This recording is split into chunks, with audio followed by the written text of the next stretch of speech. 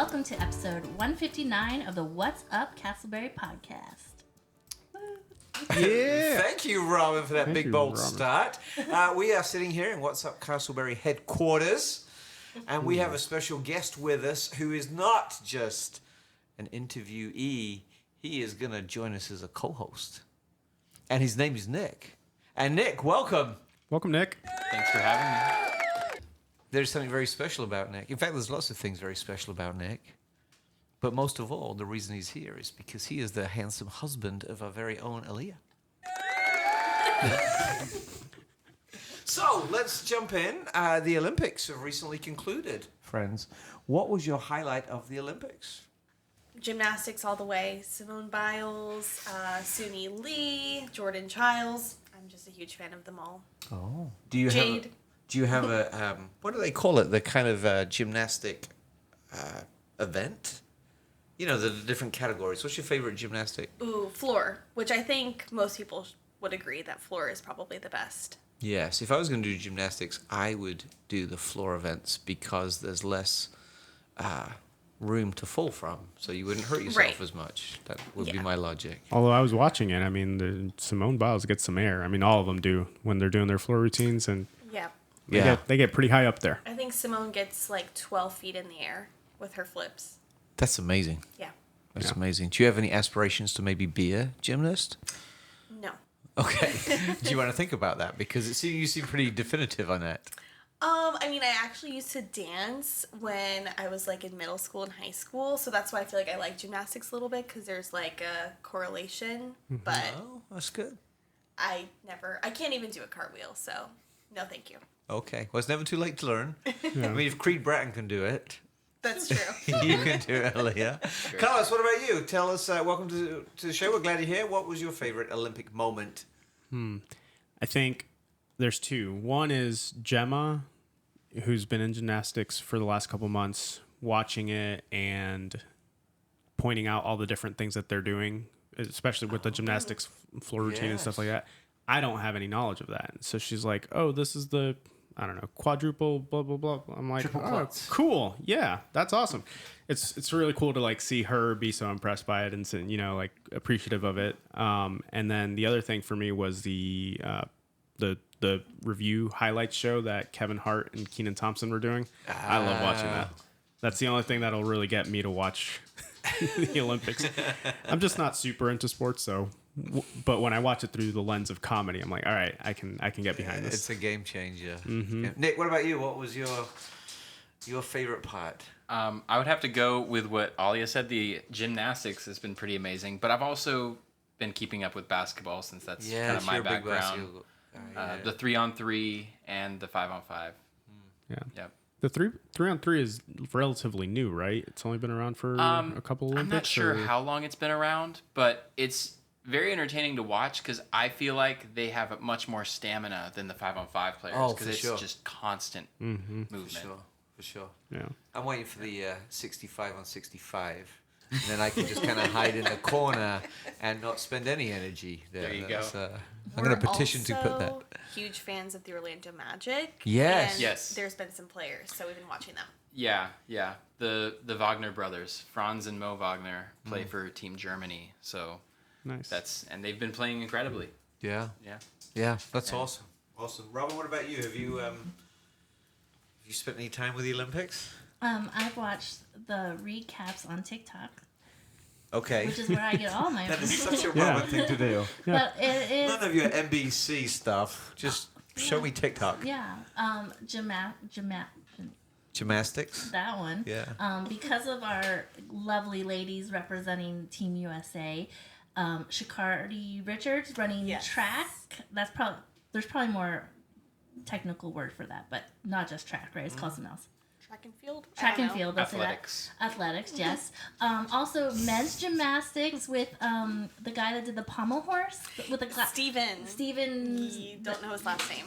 Yeah, that He's guy. amazing though. Neo Doris. Something Polish, something, and also the recap show. Plus, just Snoop Dogg and Flavor Flav being like the biggest hype men ever, and Flavor Flav sponsor the whole women's polo team. Very cool. Nice. Very cool. What about you? I think for me, it's been that handgun guy. Oh, from Turkey. From Turkey. Guy, yes. Well, I don't think it's Turkey, isn't it? Turkey. Haven't they changed it? Turkey, I think it was. I need to understand why they changed it, but it's Not it's sure. Turkey now. But yeah, he's just standing there like some kind of mafia boss, just Hand in his pocket. hand in his pocket. Well, Yeah. there's a theory he's a hitman, but he only came in, silver because he didn't want to actually, Yeah. Scare anybody. exactly. Well, there is a backstory. I don't know if it's true or not about he and his wife They divorcing, debunked and that. she's it's debunked. Yeah. Okay, that was a great story. Did they debunk? That's a story we can believe. Did they debunk the other one? I heard that after his competition was over, he went and wiped the gun off from any fingerprints and threw it into the River Seine. Is that That one's still under that one's still investigation. okay? That's great. Well, we can't wait for 4 more years to the Olympics to roll around when maybe you ladies will have worked on your gymnastic skills and can get involved. Well, I assume Gemma will be able to then, so we'll just go watch her. Yeah. We'll It's in watch Los Gemma. Angeles. Like, No. I think the minimum age is like 12.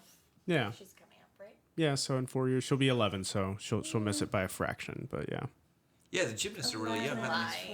Yeah. but she'll be tall enough, right? Like Yeah, for sure. All Simone right. Biles is 4'8". Isn't that crazy? That is. That is. She's an amazing young lady. All right, let's move on. So, up next is our news section. Yes. Casselberry in the news. Play the reporter feed sound.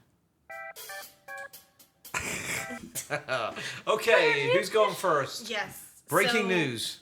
I have a pretty interesting article about synthetic grass that was put into a residential home in Casselberry by BCD Enterprise Solutions. So we typically see synthetic grass like turf within commercial properties, but it was actually installed in a residential property in Casselberry.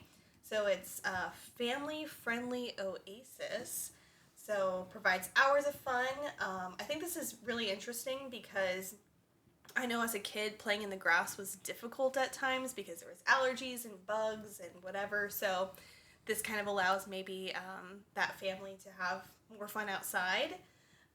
It doesn't fade. It's non-toxic, lead-free, and will drain more than 30 inches per hour per square yard. Which Wow, sounds that's important. a lot. Yeah. Which was my Impressive. like when I first heard of it, I was like, hold on, are we maybe losing some of the soil storage underneath? Right. But no, I mean if it's draining that much, then Yeah. that means it can act like regular grass and Obviously, the big advantage is you don't have to do yard work either. yeah. That, for Definitely. me, would be the one and only selling point. Yeah.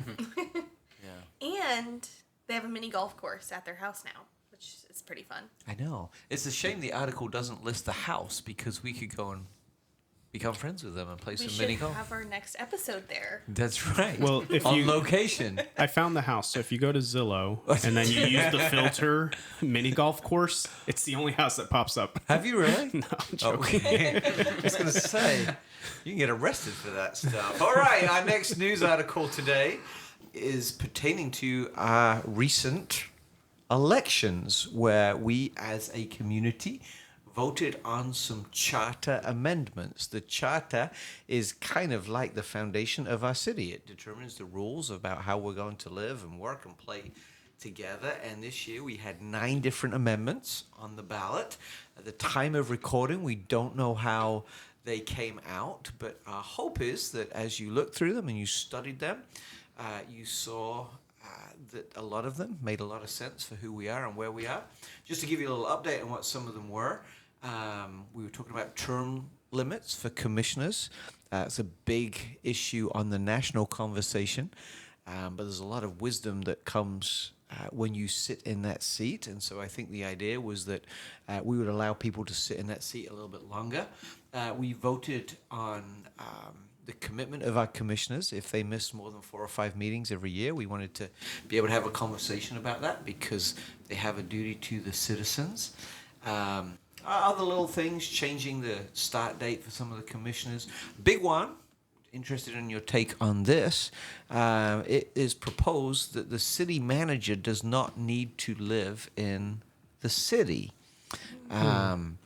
It's said in the charter that they do, but we made some amendments, I understand, so that our current city manager doesn't, and so we were looking to remove the idea that a city manager need to live in the city. Any thoughts on that? I think it's a good idea to have it in there. You're personally vested in the city that you live in. And if you're living somewhere else, maybe you're not as vested. That's my thoughts on that. I mean, I am not a Casselberry resident, and I can't vote in Casselberry, even though I spend most of my time here. So I find that a little bit interesting that someone will be able to serve in that type of position. Yep. Lots of pros and cons. Yep. So we hope everyone did their homework and voted. What are your thoughts? I have lots of thoughts. I was actually... there has been some kind of controversy around this on some of the Facebook pages. And so I've kind of kept out of it because I was on the committee that helped decide some of these. So I am a yes on all of them. And we discussed them at length. Is city manager, that's a paid position or elected? It is a paid position. Is it elected, though? No. It is a hired position. We would still expect our commissioners to live within the city because of that vestment reason, and they represent the citizens. But the concern was that for the city manager, if we insisted that they live in Casselberry, we may limit our potential pool, both because of the kind of house that maybe they were looking for, the kind of schools that they wanted to send their kids to. And so, yeah. Listeners, all opinions expressed on the Casselberry What's Up Casselberry podcast are that of the guests or the hosts, and not of the city. The disclaimer on each episode in the written show notes, if anyone read them, says the opinions expressed are that of the individual and not... You're kidding me. We've got a disclaimer? We have a disclaimer. We are legit. We are legit. All right, we have connected with each other. We have spoken about the news. Now it's time to my least favorite part of the show, Robin's favorite, the dad jokes of the week. We are all coming to the table with something to contribute today, correct? Yes. So let's start with Carlos. All right.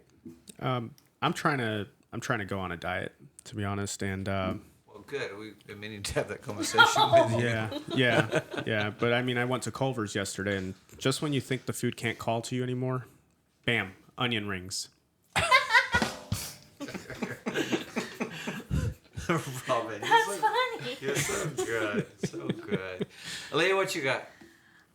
Summer-themed dad joke. So, you think swimming with sharks is expensive? Swimming with sharks cost me an arm and a leg.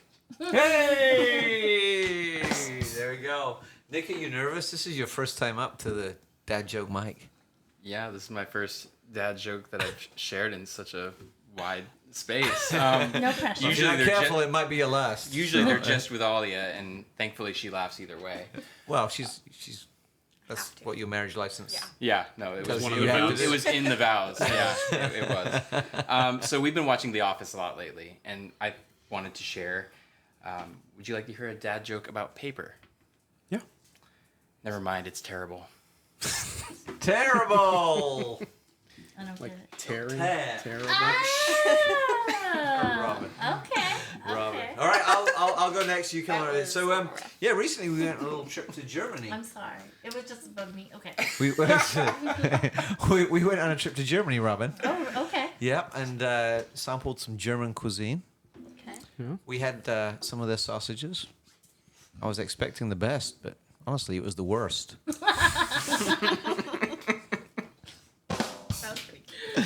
You get it? I got it. All right, I got it right away. All right, what do you got for us, Robin? All right. I'm going to give you two because I'm the producer and I have that power. One is NASA is sending a new satellite into space to apologize to all the aliens. Yeah. It's called Apology, and I gave it away as a joke. All right, let me redeem. Robin, that's a great joke. We need a class on how to tell a mellow. All right, let me redeem myself.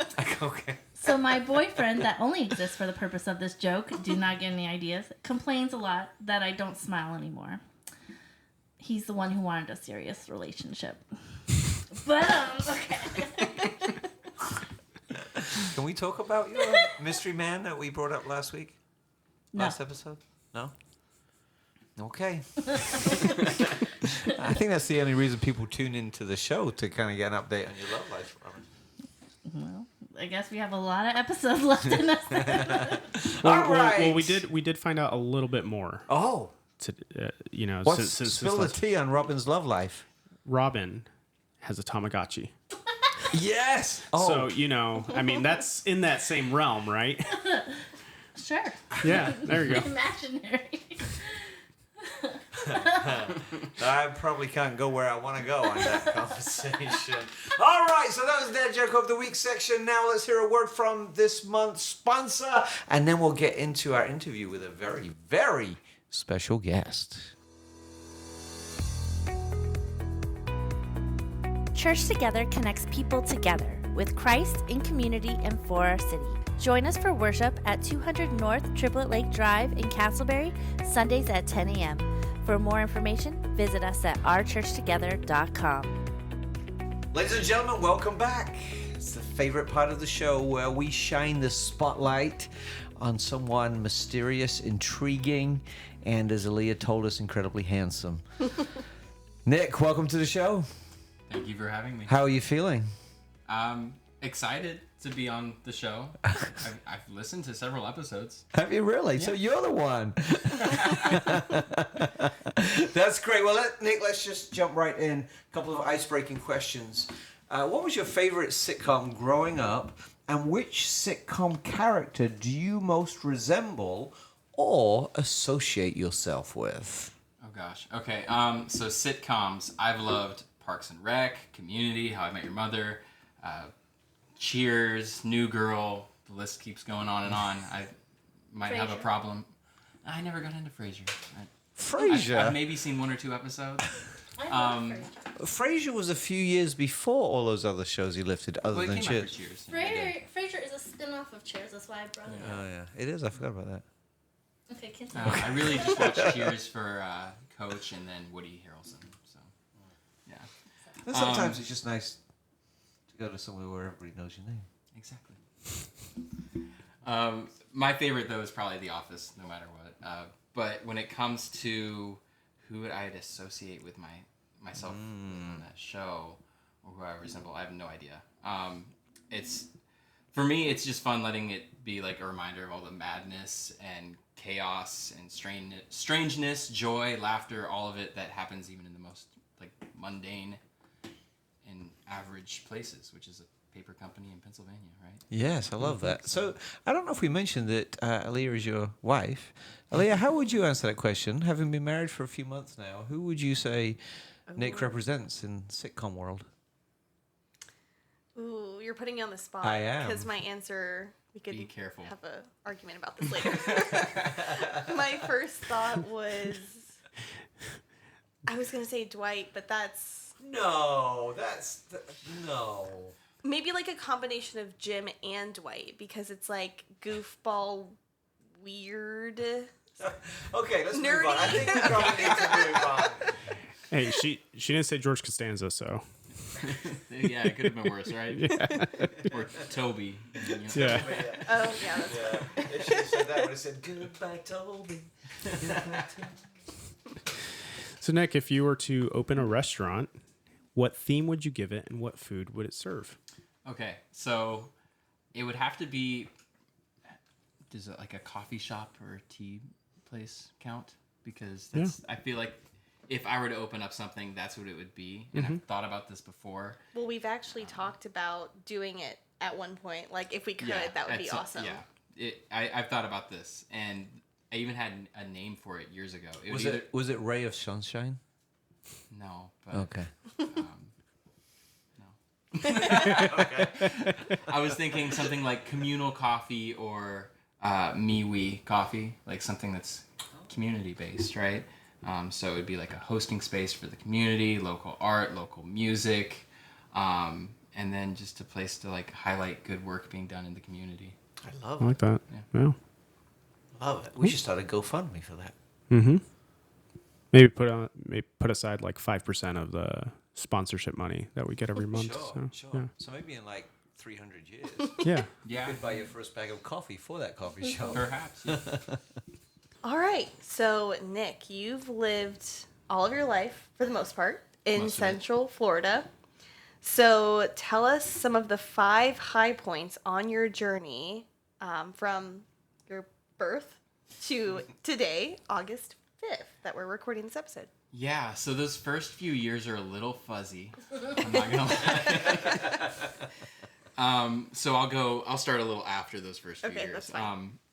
I would say getting married last year. That would be the first thing that comes to mind because that was pretty epic. Do you have like an button, Robin, on your? I'll import it in. Okay. All right. That was pretty epic.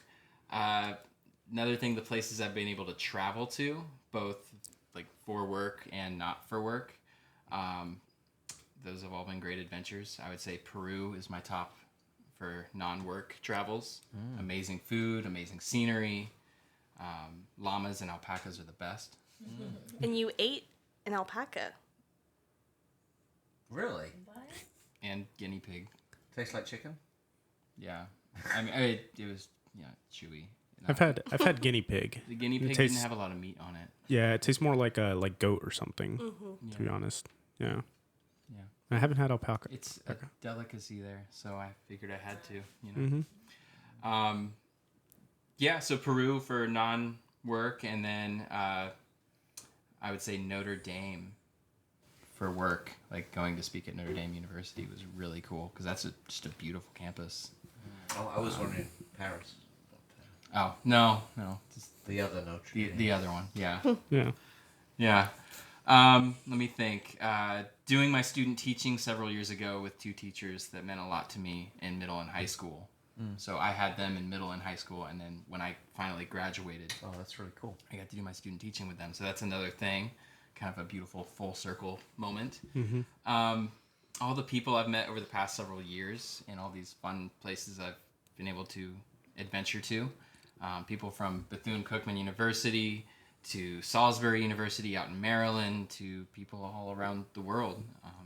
And so I would say that that's my 4th thing, and that counts for number 5 because there's just a bunch of people. That's right. You got really big. Like everybody and everything. Everybody that I've met, just Ever. that's the best part of it. So on your travels, you have traveled through the great city of Casselberry several times. Yeah. What is your favorite thing about Casselberry? My favorite thing. Well, I do like Papa Sab's. That's a good little restaurant. Yeah. I visit Alia in Casselberry. My favorite events, though, are Earth Day and Food and Wine at Lake Concord Park because I look forward to those every year. They are staples of our community. Yeah. I love them. So one of the highlights you mentioned was marrying our beautiful host, Alia. So tell us a little bit more about how you met, what you found most attractive about her, what you... Quick, and think of something. Quick. Just kidding. And something We've you've only got 30 discovered. minutes, And something you've discovered about her since you were married, since you got married, which wonderfully surprised you. I feel a little set up. She said I was like Dwight, and now I have to talk to her. Well, she wrote this question, so I'm not... yeah. Tell me what's wonderful about me was the original, but we edited it a little bit. Yeah. So how did we meet? I was doing some international peacemaking work, which really took an interesting turn during COVID. And one of the ways we sought to stop the spread of violence is how we phrased it. Was bringing people together for monthly conversations with people who are different from them in some way. And because it was, again, COVID era, the Central Florida group that I was hosting was meeting on Zoom, and Alia was one of the people in that virtual room. And I really appreciated hearing her heart in those calls. And when I found out she lived so close, I was like, hey, we should meet up for coffee, meet in person. And so we met for coffee, and honestly, the rest is history. We kept meeting, and yeah, we clicked instantly, despite me being a nervous and awkward wreck and being a little like Dwight Schrute, I guess. But yeah, there's nobody I'd rather share this adventure with. Aww. I didn't realize that's where you guys met. I think I was on that call. You might have been. I know you attended some of those calls. Yeah. So you could have ended up with Andy. We're so glad it worked out the way it did. Yeah, so tell us about that. Did you guys notice how, just very casually into the conversation, Nick mentioned my international peacekeeping work? Not many people can casually drop that into a conversation. So Nick, I know when we reconnected again, you were doing some of that work. You were studying around that for your master's degree. Talk to us about that. I mean, that is fascinating, hard, messy, vital work. Tell us about what you were doing and why and what you learned from that. Yeah, so I would correct you a little bit. Okay. It wasn't international peacekeeping, it was peacemaking. Peacemaking. And there's a difference, actually. Yeah. Because if I'm just trying to keep the peace, I'm just trying to avoid the conflict entirely, right? I don't want to feel the tension of it. And I feel like that's what many people do because we are just so avoidant of difficult, messy things. We want everything in black and white, right? So, but peacemaking is actually entering into the thick of it. I'm not trying to just keep the peace and like have an absence of conflict. I want real peace, which is the presence of justice, the presence of like real relationship and community, right? And that's what peacemaking is we're trying to make this together. And so, I got into that. My master's degree is in conflict analysis and dispute resolution. And while I was going through that program, this organization that I followed since I was in high school reached out to me and said, hey, we're really interested in having your voice along with us. And I couldn't help but say yes. You know, I love saying yes to new adventures, like being on this podcast. We might need some peacemaking here, actually. But yeah, the mission with that group was to end war and stop the spread of violence. And as you do. Yeah, as you do. So we figured we'd start small and then work our way up, right? Yeah. And that really comes through relationship, right, and community. And that's how I've moved back into the community that I'm in now and was raised in. I'm with teenagers in my community because young people who are wounded and don't heal and don't know how to handle their emotions and feelings become wounded adults who don't know how to handle their feelings and emotions. And adults usually have bigger ways of taking that out on each other. You know, bombs, bullets, abuse, you name it. Yeah. And so that's kind of some of what led me to where I am now. Yeah. I'm sure there's 1,000 stories hidden around that. I'm sure it was an incredible experience. Oh, yeah. Yeah. So, Nick, we're living in a divided society right now. I don't know what's so funny about that. Just because it's weird interviewing you. I have a personal, just a side question. Does your degree in conflict resolution help in marriage? It actually does. Okay. Sure, yeah. I'll just be candid. I feel like I'm working on my like conflict resolution skills. Like I'm not the best always at communicating, and then he's great, so it helps me. Not all the time. I'm always worried. I'm like, am I doing this right? Like, what if it's a tactic? That's true. Not that you would. No, his motives are pure. Anyway, back to your question. Sorry. Yeah. So, we met around 2020 when the world was super divisive, and we've come a long way since then, but still sometimes feels like we're in that same society. So with everyone victimizing themselves and demonizing the other, so what would you do if you were in a position to do anything about the divisions within our society? Okay, so if I were in a position of power, This is good. I can't wait to hear your answer. Love. We would force it on everyone under threat of imprisonment. Is that a good Dwight Schrute answer? Yes. I feel like that's a good... Like Dwight would make some sort of law under threat of death or imprisonment. Yes. Exactly my point. Make the salesmen of Northern Pennsylvania unite. Rise! That's what we're kind of all asking at some level, though, right? what do we do with all this division and dehumanizing that we're seeing? So there's a little bit of a tension to me for that question. There's definitely times where I wish that I was in a position, maybe even politically, actually often politically, I think about that, to do something about it all. But what would be a law or a legislation that can be put in place to change hearts? Can a law or a legislation even change hearts away from division? So here's what that tension feels like to me. I think that a political position influences our division more than our laws. We're experiencing that. We very much are. We've been experiencing that. However, while I'd like some political position or maybe some amount of power or influence to address that position, I'm already in a position to address it. As are each of you. We all are. All of the great teachers have tried showing this to us, whether it be King, Mandela, Jesus, Mother Teresa. We belong to each other. That's their unifying narrative. Pardon the pun there.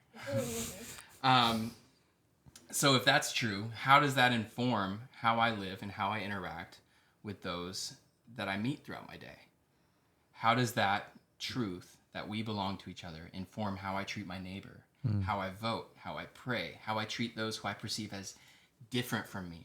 I guess they can't see the air quotes I made there, but I made air quotes around different from me, or even air quotes my enemies, right? So from my position, whatever that looks like, that's what I want to try to do about the divisions in our society. That was a great answer.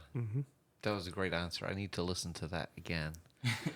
And well, thankfully you can. Every second and fourth Tuesday of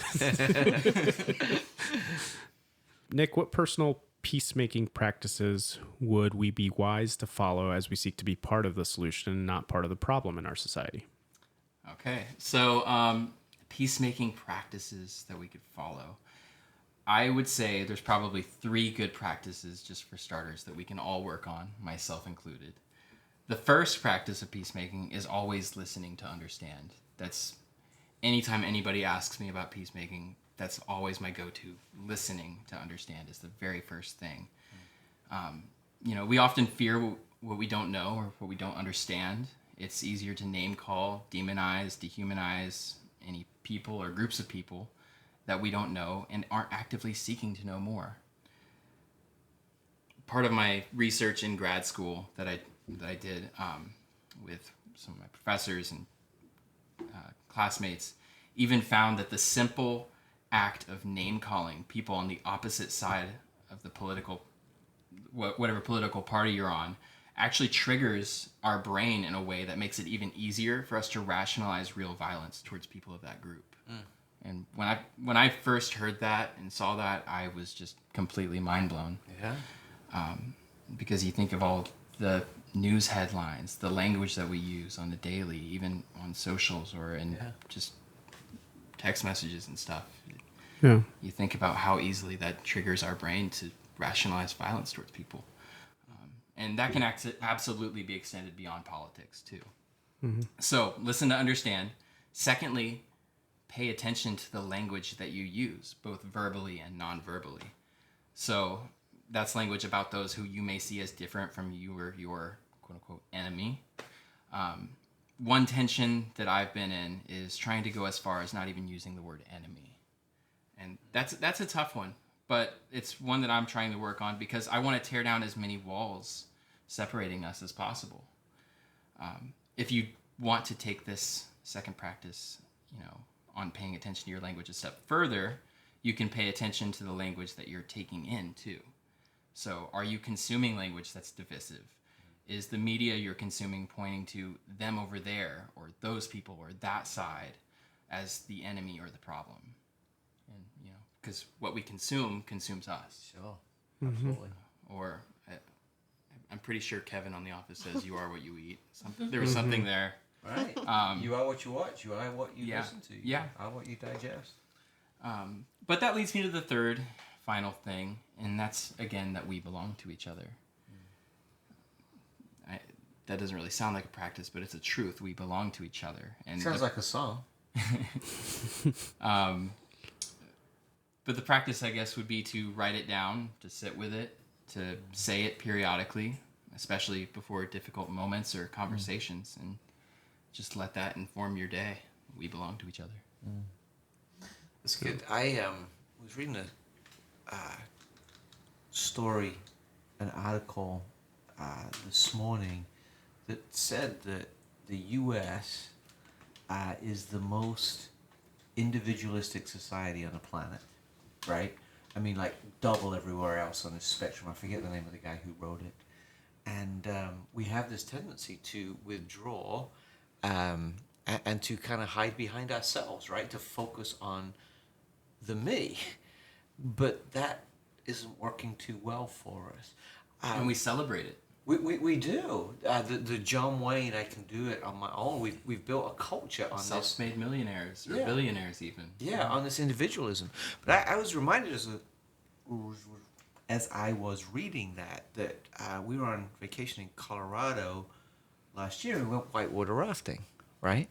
And we had this guide, and he was really helpful, and we're in the boat, and he's kind of giving us the safety talk, and, I'll tell you when to, left and right and hard and soft. And he says, but the most important thing that I want you to listen to is when I say lean in.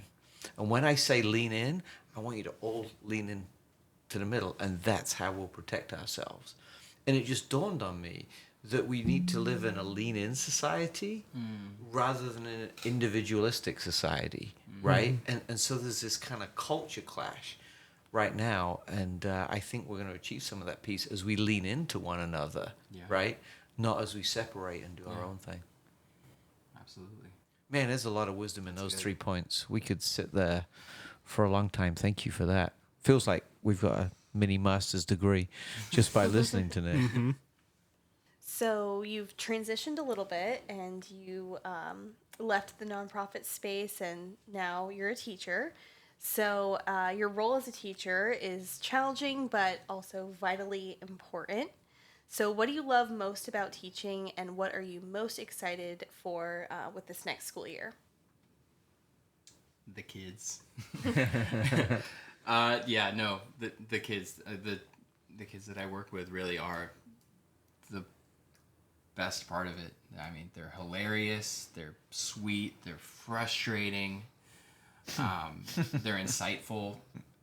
I mean, they make me laugh probably on the daily.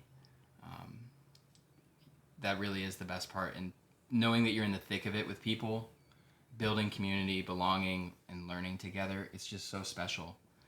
And this year, I'm most excited for being in a new role at my school. So I'll be teaching middle school English language arts. The last couple of years, I've been teaching a couple other different classes, whatever they really needed me to step into. But middle school ELA is what I'll be doing. And so getting students a little more interested in reading and writing, those two valuable skills, and helping them find their voice in some small way is what I'm looking most forward to. I love that. It's going to be a challenging year. That's a difficult age. And I'm sure lots of your peacemaking skills will be useful. One final question as we wrap up. Carlos, do you want to drop this one? Sure. As parents get ready to send their kids back to school, what do you wish they knew about the school system that they may not currently know? Okay, so I think I would just encourage people to consider the saying, it takes a village to raise a child. I'm sure most, if not all of us, have heard that. How are we preparing our kids and ourselves to slow down and take notice of those around us? The other kids and even the other families at your school. So in your neighborhood or when you visit the school, do you notice a student or a family in need? Who is anxious or nervous? Who is struggling with their classes or homework? Who's being excluded? It's really things like that. It's scientifically proven actually that we learn better when our basic needs are met. So, our brains absorb more knowledge, or they absorb knowledge better when we know we're safe, we're loved, there's trust, and there's care. In other words, where belonging and community are present. So when belonging and community are happening, we're at our best. So I'd encourage parents and even non-parents to simply just be present for our students and our teachers in our schools. Show up, be curious, ask questions seeking to understand, and let that guide you. That's what a peacemaker does. I love it. Love it, yep. I love it. Nick, you have been gifted with many skills and a brilliant mind. And while, you could be solving problems on a global level, and I think that's an aspiration to hold on to. I love the fact that you value our students so much that you want to invest in them. That's the long range view of how we change the world. And because that is solving problems at the global level. It is. There's no way to save the world in some big, large way, but you can save the world locally. The person right next to you. Yeah. Right. Yeah. Yeah, it's something interesting I heard once is we're familiar with the term the butterfly effect. Yeah. Where butterfly flaps its wings, blah, blah, blah, and all that kind of stuff. And we're so worried about that, or, we watch movies like Back to the Future. If you do this one thing, it could change everything in the future, but we don't treat our present that's the same way of if I make small changes today, they can make a huge impact on our future. In the same way that the butterfly effect or time travel movies or whatever. Absolutely. I mean, we can set our future up for success by making small, incremental, positive changes today. Absolutely. I love it. Nick, thank you so much for sharing with us today. Thank you for your wisdom and insight. Thank you for your time. We appreciate it. Thank you. And thanks for laughing at my dad joke. That's all right. That was the hardest part of the day. So Thank you, Nick, for joining our episode. It was so nice to have you and gain some good information as we head into a political season, as we head into a new school year. All good things that we can remember. So thank you. All right, listeners, it is now time for our inspirational quote coming from Vince Lombardi. Perfect is not attainable, but if we chase it, we can catch excellence. And I think that's actually pretty timely since we're watching the Olympics, and obviously they're trying to be as perfect as possible, and you can never quite do that, but they're still getting those gold medals. And so yeah, I think that's just important to remember as we go about our days, to always try to be the best that we can be. Amen. That is a great word. That is a great word. Thank you, listener, for listening to another episode of the What's Up Casselberry podcast. This podcast is hosted by Carlos Pereiro, Andy Searles, Alia Ray, and special guest host Nick Rea, and produced by Robin Kepi. For more information, visit us at whatsupcasselberry.com. Until next time, have a great week.